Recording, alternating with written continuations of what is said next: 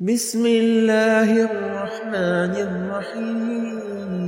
আসসালামু আলাইকুম আরহামতুল্লাহি ওয়াবারাকাতুহু। সুপ্রিয় দর্শকবৃন্দ, আশা করি সকলেই আল্লাহ সুবহানাহু ওয়া তাআলার রহমতে ভালো আছেন। আজকে আলোচনা করব এমন একটি বিষয় নিয়ে যেটা তাবলিগ ভাইদের জন্য খুবই গুরুত্বপূর্ণ। আলোচনার মূল বিষয়টা হচ্ছে টঙ্গীতে যে বিশ্ব ইজতিমা হয় প্রত্যেক বছর, এটা এখান থেকে পরিবর্তন করে অন্য স্থানে নিয়ে যাওয়ার জন্য চিন্তা করা হচ্ছে। মানে টঙ্গীর নোংরা এবং অস্বাস্থ্যকর পরিবেশ থেকে বাংলাদেশ বিশ্ব ইজতিমাকে পরিবর্তন করে কক্সবাজারে আয়োজন করতে সরকারের সংশ্লিষ্টদের লিগ্যাল নোটিশ পাঠানো হয়েছে। একই সঙ্গে মাওলানা সাদ ও মাওলানা জুবায়ের গ্রুপের দ্বন্দ্ব মিটিয়ে তাবলিগের কার্যক্রম সঠিকভাবে পরিচালনা করতে কাকরাইল মার্কাজ মসজিদে সরকারি প্রশাসক নিয়োগের দাবিও করা হয়েছে সেই লিগ্যাল নোটিশে। বাংলাদেশ সুপ্রিম কোর্টের আইনজীবী মোহাম্মদ মাহমুদুল হাসান সংবিধানের মৌলিক অধিকারের অনুচ্ছেদ ৪১ নং বাস্তবায়নের জন্য ডাকযোগে এই নোটিশ পাঠান।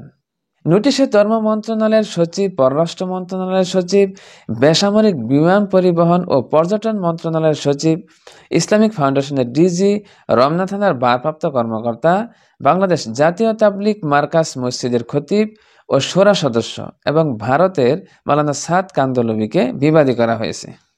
এছাড়া ভারতে মাওলানা সাদ কান্দলবির কাছে কুরিয়ার সার্ভিসের মাধ্যমে লিগ্যাল নোটিশ পাঠানো হয়েছে।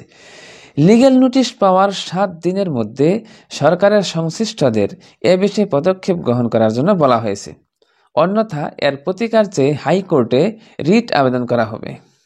নোটিশে বলা হয়েছে, বাংলাদেশ সংবিধানের মৌলিক অধিকারের অনুচ্ছেদ ৪১ অনুযায়ী প্রত্যেক নাগরিকের ধর্ম প্রচারের অধিকার রয়েছে।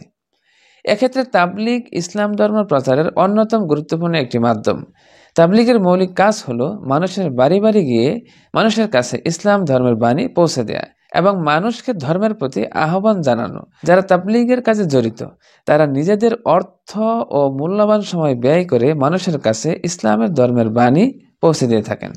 নোটিশে বলা হয়েছে, তাবলিগের কার্যক্রম যেহেতু ধর্ম প্রচারের সঙ্গে সম্পৃক্ত এবং সরাসরি সংবিধানের মৌলিক অধিকারের অনুচ্ছেদ ৪১-এর সঙ্গে সংযুক্ত, তাই সরকারকে এ বিষয়ে সরাসরি হস্তক্ষেপ করতে হবে। এছাড়া নোটিশে আরও দাবি করা হয়েছে যে বাংলাদেশে অবশ্যই তাবলিগের একটি বিশ্ব ইজতিমা করতে হবে। বিশ্ব ইজতিমার স্থান টঙ্গীর নোংরা ও অস্বাস্থ্যকর স্থান থেকে পরিবর্তন করে কক্সবাজারে আয়োজন করতে হবে।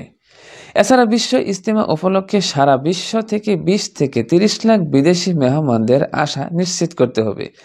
এ ব্যাপারে বিদেশে বাংলাদেশের দূতাবাসগুলোকে সক্রিয় ভূমিকা পালন করতে হবে। তার মানে বর্তমানে টঙ্গীর তোরাগ নদীর পাশে যে বিশ্ব ইজতিমা আগে থেকে হয়ে আসছে, এই স্থানটাকে পরিবর্তন করে কক্সবাজারে নিয়ে যেতে যাচ্ছে। মানে কক্সবাজারে এমন একটা স্থান দেওয়া হবে যেখানে প্রত্যেক বছর বিশ্ব ইজতিমা অনুষ্ঠিত হবে। আর এই বিষয়ে যেহেতু সুপ্রিম কোর্ট থেকে লিগ্যাল নোটিশ দেওয়া হয়েছে, হয়তোবা হতে পারে এই বিষয়টা যে টঙ্গী থেকে পরিবর্তন করে কক্সবাজারে নিয়ে যাবে। হয়তোবা সামনের বছরগুলোর পর থেকে এই টঙ্গীপাড়ায় আর বিশ্ব ইজতিমা হবে না, বিশ্ব ইজতিমা হবে কক্সবাজারে। যেহেতু নোটিশ পাঠানো হয়েছে সুপ্রিম কোর্ট থেকে, আরও বলা হয়েছে এটা অনতিবিলম্বে কার্যক্রম না করলে হাইকোর্টে রিট করা হবে। তো দেখা যাক সামনে কি হয়, যে বিশ্ব ইজতিমা টঙ্গী থেকে কক্সবাজারে তারা নিয়ে যেতে পারে কিনা। তো এই পর্যন্তই আজকে শেষ করলাম। সকলেই আল্লাহ সুবহানাহু ওয়া তাআলার রহমতে ভালো থাকবেন, সুস্থ থাকবেন। আসসালামু আলাইকুম ওয়া রাহমাতুল্লাহি ওয়া বারাকাতুহু।